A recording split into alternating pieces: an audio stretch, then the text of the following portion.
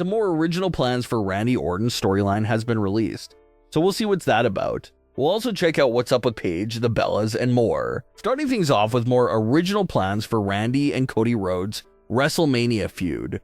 This was a huge matchup and storyline that was absolutely butchered and fully destroyed by the involvement of Pat McAfee and Jelly Roll. Pat was definitely more disruptive to the entire storyline than Jelly Roll was, but the bottom line is that the both of them just did not belong anywhere near a Randy versus Cody WrestleMania main event match for the undisputed title. And as everyone expected, the night one main event match was truly horrific from a logical storytelling point of view. Pat comes down that ramp with the referee shirt to count for Randy, but Cody kicks out.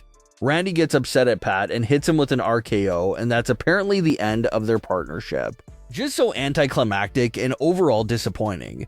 You had Pat run in here during the final weeks of WrestleMania, make himself the focus of the entire undisputed title feud, and the entire Pat narrative gets dropped in 5 seconds. Fans are happy that it got dropped, no doubt about it.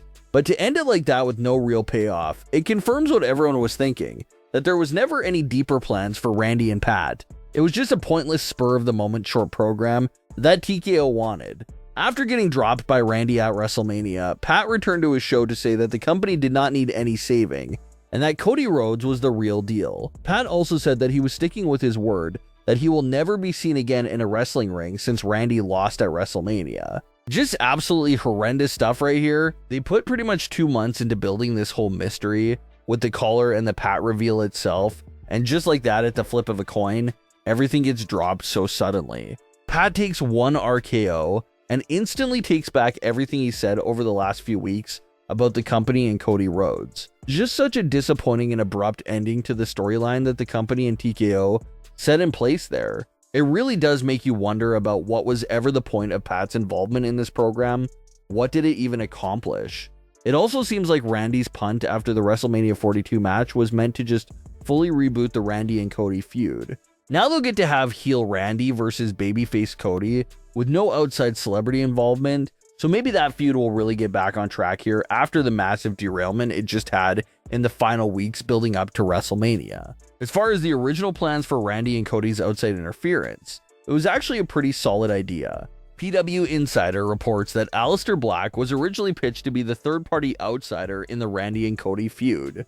Aleister Black and Zelina would have been the ones influencing Randy Orton to sink deeper into the voices in his head and give in to what they were telling him to do. It would have been Aleister Black that would have convinced Randy to bring back the punt and truly go after Cody with everything he got inside of him. And that would have been actually pretty decent and would have been a way more satisfying reveal than Pat, no doubt about it. What's interesting to wonder about though is if this still is a possibility. Remember that just a few weeks ago on Smackdown, Aleister Black was spying on a lot of the things happening between Randy and Cody. Maybe WWE couldn't pull the trigger on that direction on the road to WrestleMania due to TKO's desire to feature Pat. But with WrestleMania season coming to an end, maybe now they can fix the storyline between Randy and Cody and get Aleister Black involved again, just like how they originally intended to. Now that Randy has already brought the punt back, maybe Aleister Black and Zelina will continue to push Randy into even a much darker place. So it's a shame that Aleister wasn't the original voice behind Randy's actions, but it looks like there's still a chance for Aleister Black to get involved here heading into Backlash. One of the bigger surprises about WrestleMania 42 was the return of Paige. The return was spoiled though, since it was leaked a few days in advance that Paige had signed a new multi-year contract with the company and will be replacing Nikki Bella at WrestleMania. So the entire plans were spoiled multiple days in advance, but it didn't take away from the fact that it was still a pretty incredible and surreal moment to actually see play out. Paige had not competed inside a WWE ring since 2017, when she suffered what at the time many people considered to be a career-ending injury. WWE tried using Paige in a bunch of other different on-screen roles, such as general manager and a regular manager for other superstars. But she made her last WWE TV appearance in the early days of the pandemic era in 2020 via a video stream, and that was it for Paige. She remained under contract for a few more years after that until her contract was not renewed, and she went over to AEW and competed there for a while. And now here in 2026, Paige is back inside their ring. Paige has been through a lot in her career. She's been around for such a long time, but the amazing part is that she's still only 33 years old. She'll be 34 in August and is still right in the prime of her career. So it's not like Paige is back for one last run and a farewell goodbye tour. She still has her entire career ahead of her, so she's most definitely a great signing for them. But the report was true. Paige ended up taking Nikki Bella's spot in the WrestleMania 42 match for the women's tag team titles. And not only taking Nikki's spot, but Paige and Brie actually ended up winning the women's tag team titles with each other. So an instant impactful return for Paige. She already has championship gold around her waist. And the fact that Paige and Brie are the champions tells us that Paige and Brie will be on full-time schedules here coming out of WrestleMania season, especially as women's tag team champions as well, because those titles give the champions the right to appear on both Raw and SmackDown. So we'll surely be seeing lots of Paige and Brie Bella in the near future here. As far as what's on the horizon here for Paige and the Bellas, it definitely seems like they're setting up a pretty obvious storyline there. Sure, Paige did Nikki a favor and stepped in for her at WrestleMania 42, but now that Paige and Brie actually won the title, it puts Nikki Bella in an awkward spot of being the third wheel. Remember that the Bellas spoke non-stop for 8 years about their aspirations for winning the tag team titles together, and how that was the final accomplishment they both wanted before entering full retirement. And well, now that dream is 50% completed since Brie Bella is one half of the women's tag team champions.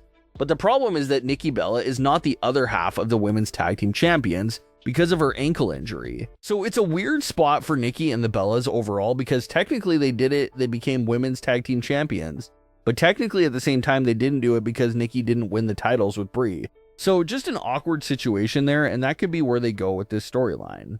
Once Nikki is cleared and ready to go, you assume that she's going to want Paige to step aside, and that could create conflict. And there are a few ways for them to handle this situation. First option is for Paige to simply hand the title over to Nikki Bella.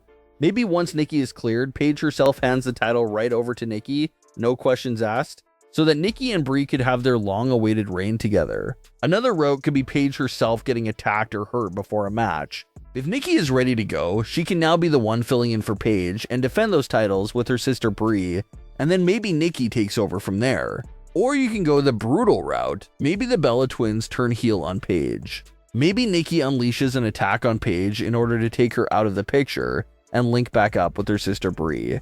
Definitely an exciting situation there with the women's tag team titles that could go in a bunch of different ways, so that'll be something to watch out for as well. But what are your thoughts on today's stories?